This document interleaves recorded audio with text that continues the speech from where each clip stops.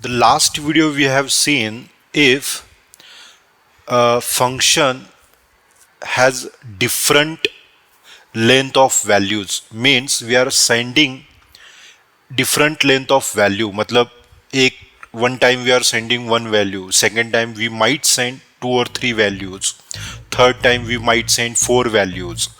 जहां आपका number of values आप कितने सेंड करने वाले हो अगर फिक्स नहीं है, उस वक्त उस सिचुएशन में आपको इस टाइप का फंक्शन यूज करना पड़ेगा, स्टार आर्क्स.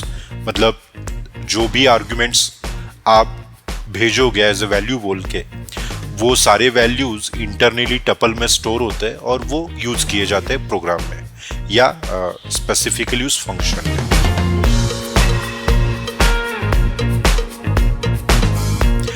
लेकिन एक सिचुएशन आ गई प्रोग्राम में और फंक्शन में बोलिए कि जहां आप वैल्यूज तो सेंड कर रहे हो, वो भी आपके फिक्स नहीं है, लेकिन आप वैल्यू एंड की के फॉर्मेट में सेंड कर रहे हो. मतलब इट्स लाइक अ डिक्शनरी के फॉर्मेट में, डिक्शनरी में होता है ना कि वैल्यू सेंड कर रहे हो आप.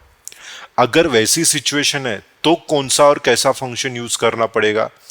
लेट्स स्टार्ट करते हैं. थोड़ी सी मतलब इसका बेसिक्स जान लेते हैं. When user is sending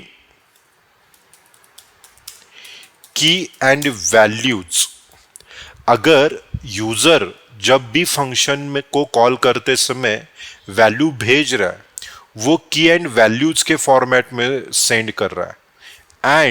end number of key and values are not fixed.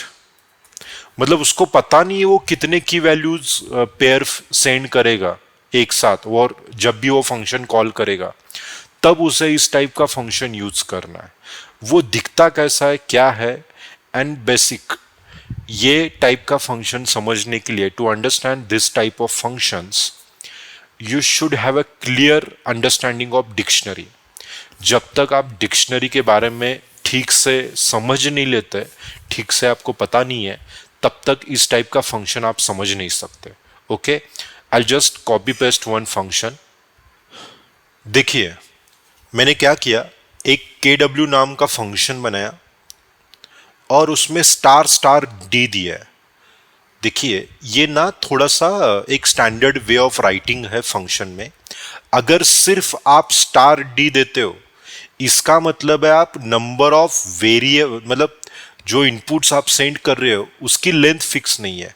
लेकिन आप जब 2 स्टार देते हो ना, इसका मतलब है आप जो इनपुट पास कर रहे हो वो की वैल्यू के फॉर्मेट में पास कर रहे हो. समझाता हूं मैं फिर से. Just look here. When if I copy this function once again, I'll just copy it, I'll paste it one more time. See, if I am using only d, it means my length of values is not fixed. मतलब मैं कितने variable, मतलब कितने values एक साथ send करूंगा वो fix नहीं है, तब मुझे 1 स्टार यूज करना है. लेकिन वही सिचुएशन में अगर मैं की वैल्यू पेयर के फॉर्मेट में अगर मैं सेंड कर रहा हूं तो मुझे 2 स्टार यूज करना है. तो ये थोड़ा समझने के लिए मैंने यूज किया था. I'll just delete it. Okay. Now if you run this function, what I'll get, the key city, its respective values New York, age respective values 25, name and respective values Rocky. अब मैंने 3 की value pair send किया है ना first time, मैं और एक add कर सकता हूं. I can add school as my next key value pair, school and its school name. I can run it, ये फिर से रन होगा. School and its respective values X Y Z. मतलब आप थोड़ा समझो, थोड़ा ध्यान दो इस पे. इस टाइप का फंक्शन कब यूज होगा? जब आप की वैल्यू पेयर दोगे. ओके. सेकेंड, सिर्फ की वैल्यू पेयर मतलब आप पास करें तो ये यूज करना है कि आपको नहीं, इसके लिए पोजिशनल आर्गुमेंट वाला फंक्शन भी यूज हो सकता है, जहां आर्गुमेंट की वैल्यू आप स्पेसिफिकली मेंशन कर रहे हो। लेकिन ये टाइप का फंक्शन आपको कब यूज करना है? जब आपको खुद को पता नहीं है कि आप कितने की वैल्यू पेयर पास करेंगे एक साथ, या जब भी ये फंक्शन कॉल करोगे कितने सारे की वैल्यू पेयर आप पास करने वाले हो, ये आपको अगर फिक्स नहीं है, तब आपको ये टाइप का फंक्शन यूज करना है, जहां आप दो टाइम लिखोगे आई कॉमा जे डी डॉट आइटम्स। अब जिसको डिक्शनरी आता है वही ये समझ सकता है।